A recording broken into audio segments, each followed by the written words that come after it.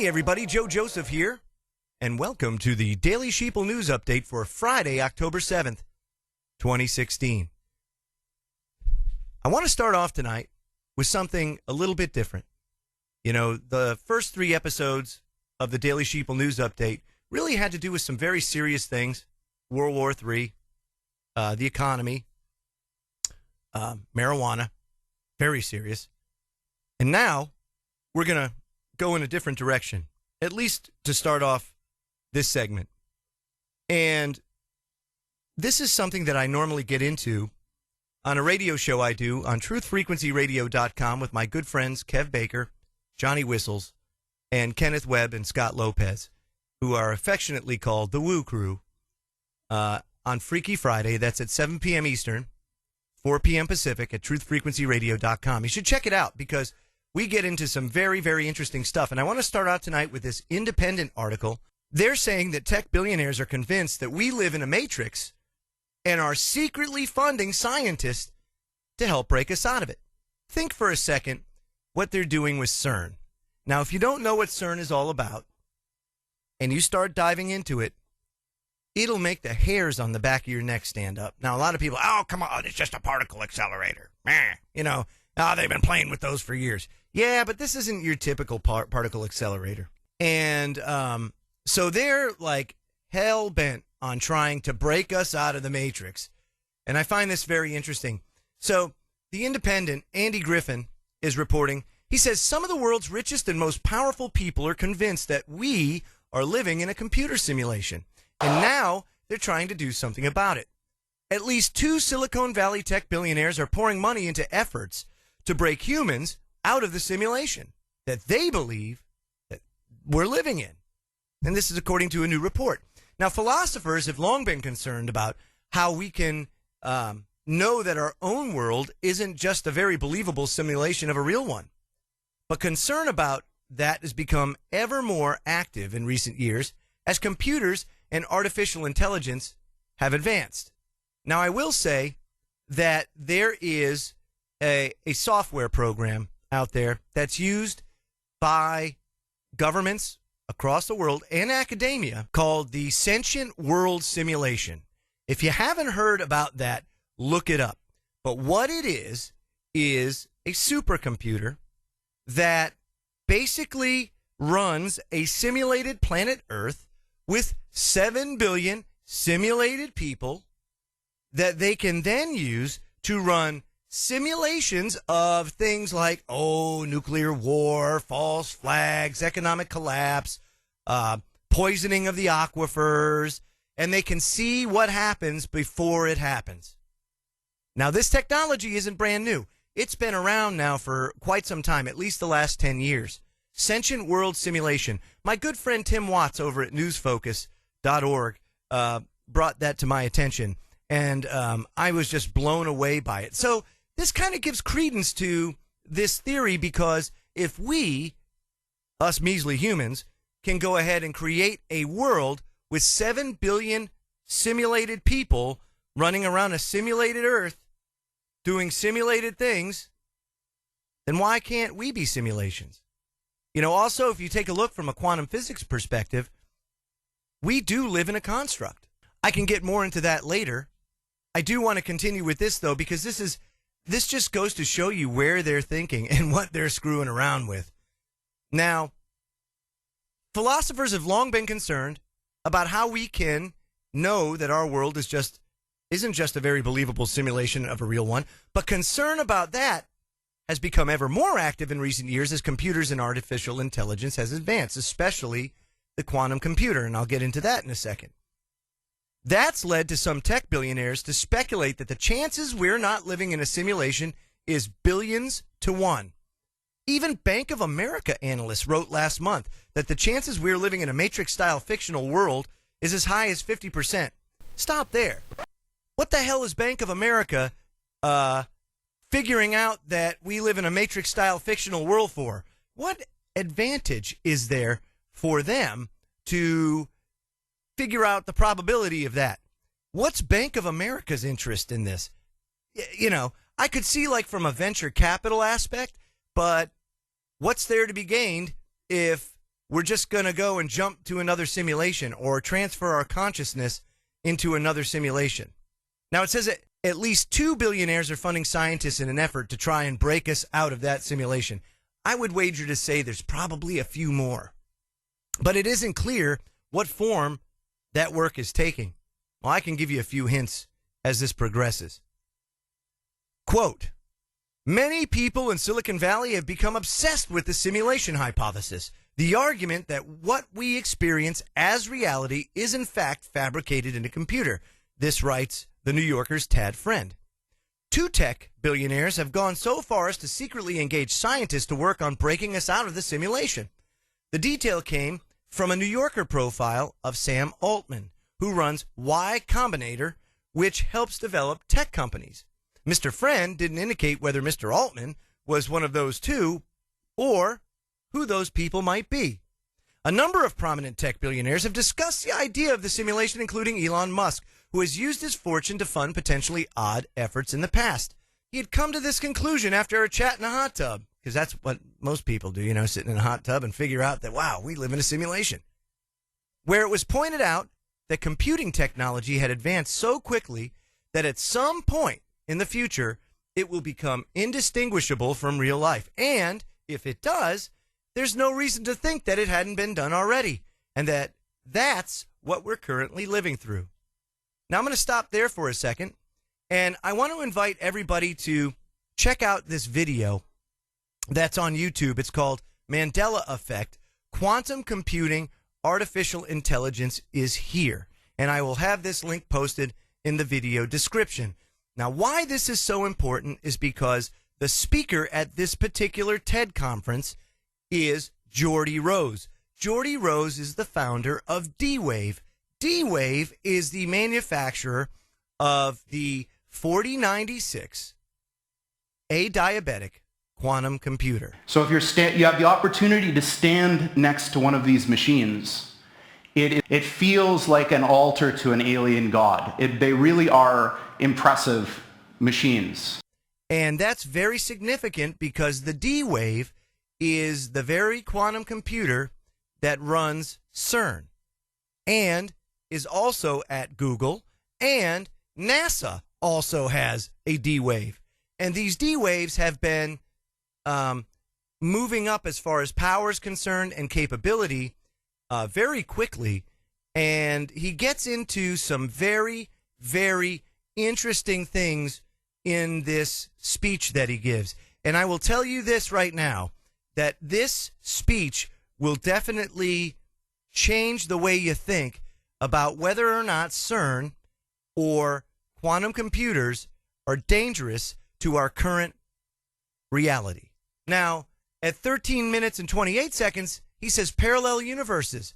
Please pay close attention to his description of the qubit. Please, because he talks about parallel universes and how the value of a qubit is the only thing different in the parallel universe. You get to a chip, which is about 500 of these bits. And in that video, he's actually referring to his 512 model. Something like 2 to the 500th power of these guys living in that chip. And what he means is that's the number of parallel universes living on that chip. On that one chip, 2 to the 500th power. That's huge. Now, mind you, they are now at the 4096 model. So you're talking about an exponential increase, an unbelievable exponential increase into their accesses of parallel universes. He goes on to say that the shadow of these parallel worlds overlap with ours, and if we're smart enough, we can dive into them and grab their resources and pull them back into ours to make an effect in our world. Isn't that interesting? Now, this is out of the guy's own mouth, and please feel free to watch this, because, again, this will make the hairs on the back of your neck stand up. This is why I think, and this is one of the main ways that they're trying to bust through the, quote, matrix, is utilizing these quantum computers and utilizing particle accelerators like CERN, where they can create enough energy to burn through the veil. It's the only way I can explain it. So you got to check that stuff out. Mr. Altman seems to echo that fear, this fear that if civilization stops advancing, then that may be due to some calamitous event that stops civilization. And he says that he was concerned about the way that the devices that surround us might lead to the extinction of all consciousness in the universe. He spoke about how the best scenario for dealing with that is to merge when our brains and computers become one, perhaps by having our brains uploaded into the cloud. Yeah, because that is really, yum. A lot of transhumanists would prefer that. Think about that. You never have to die. You wouldn't get disease. You just upload yourself into cloud. You have whatever reality you want. No problem. Love, peace, and harmony. And this is what they're doing. This is why I'm so concerned. The Russian things and all that, the World War III, very serious. Don't get me wrong. But there's never been a time in human history, except pre-Diluvian, where we as human beings have messed with this kind of stuff. And it's got some pretty dire consequences, I'm thinking, if we continue to go on. And it's governments, it's billionaires. Spain, on the other hand, they are, they're loving it. You want to know why? Because they haven't had a federal government for 9 months now. So they haven't had the powers that shouldn't be in the government going and doing stupid things and ruining things, police state things, all that kind of stuff. Well, they couldn't really do anything, so they don't have a government. Get this, Derek Bros reporting from the antimedia.org. He says for the last 9 months, Spain has existed without a traditional national government. In the face of this lack of central authority and planning, Spaniards, guess what? They've done the impossible. They actually survived without one. Woo! New York Times reported on this phenomenon. They said, quote, after 2 grueling national elections in 6 months, and with a third vote possible in December, no party has won enough seats or forged the coalition needed to form a government. So for the first time in Spain's 4 decades as a modern democracy, this country of 47 million people has a caretaker government.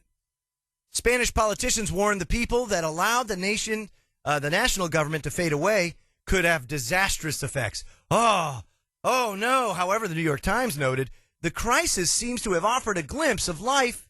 Politicians simply stepped out of the way. For many here, it hasn't been all that bad. Let me stop there. There's always been this idea that you need government to have an ordered society. I take the opposite stance. And that doesn't necessarily mean you don't need order. You do need some semblance of order, but that comes from mutual respect and personal responsibility. And that comes through a good upbringing, family values, and education. And if you educate your children with the things that they need to know to be successful in life, instead of stamping USDA on their butts and sending them through the assembly line and, getting their introduction into prison culture through the public school system, then guess what? You're going to get a crap output if you got crap input. But if you teach them what they need to know, teach them good values, you tend to have good stewards. And when you have good stewards, you don't need politicians breathing down your neck. And then, you can go to a more constitutional form of government or you just do away with it altogether. Yet we throw billions of dollars into a failed system that was designed by the Rockefellers. I mean, come on. If the Rockefeller Foundation made it, why, it's got to be good. They're billionaires, dude. I mean, come on. You can live without the intrusion of government at all levels. It's gotten so bad now, even at the local level, that when you call for help, say on 911, you'll get a deputy or a police officer that shows up, and then while you're down, they'll start rummaging through your room. And then they'll kick you in the stones while you're down, and cite you or charge you with a crime, even though you called for help. That's the environment in the United States these days, and it's deplorable. Absolutely deplorable. And hey, this is why a lot of people decide to not participate. Now, the economy, of course, is going down the tubes, not for bankers or for your higher income individuals, but certainly for the middle class and the lower class, and I hate to call them that because that puts us in a box, suffering on unimaginable levels.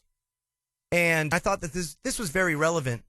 It's talking about these, small communities and possible solutions for the homeless. And he wrote about, just like during the last economic crisis, homeless encampments are popping up all over the nation as poverty grows at a very alarming rate.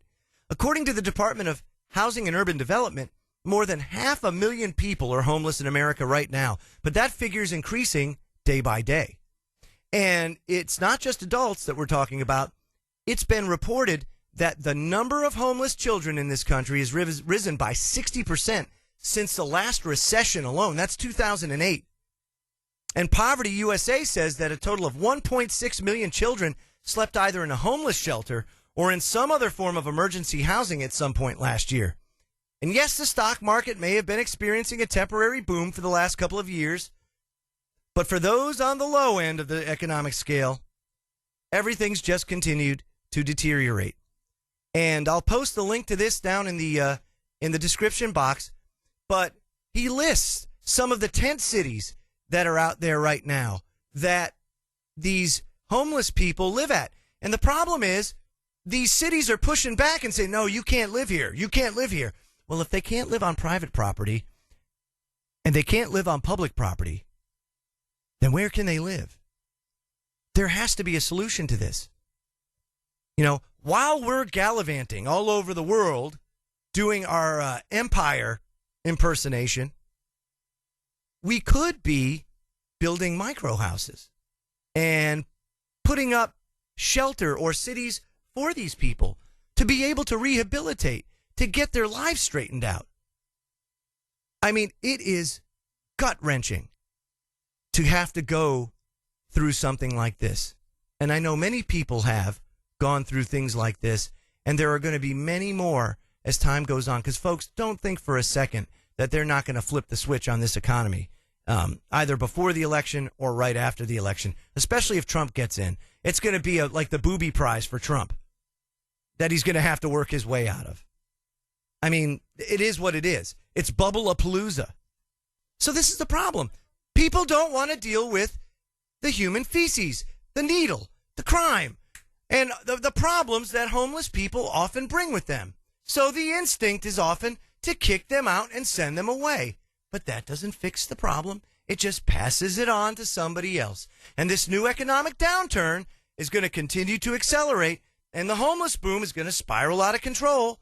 And pretty soon, there'll be tent cities virtually in every community across America, just like there was during the Great Depression. If you remember, the National Mall had a shanty town right on it that General MacArthur went in with active duty army and burnt down, which was absolutely unbelievable. It was unheard of. Unheard of. So instead of gallivanting around the globe and trying to play empire, how about we come home and take care of things first? How about instead of putting billions and billions of dollars into a failed public school system, how about we take care of ourselves first and do things right by our children? Instead of instilling things like prison culture into their heads and these warrantless searches and everything else that there can be, I can tell you right now, folks, this is not we're on a path to destruction. There's just no doubt about it. Absolutely no doubt about it. That's how you make change. Don't do and make the same mistakes that we've made as humanity over and over and over and over. Revolution after revolution after revolution. Break the cycle. And the only way we can break the cycle is to not participate. This has been your Daily Sheeple News Update. Subscribe to this channel, The Daily Sheeple, and visit our website, thedailysheeple.com. Have a good night.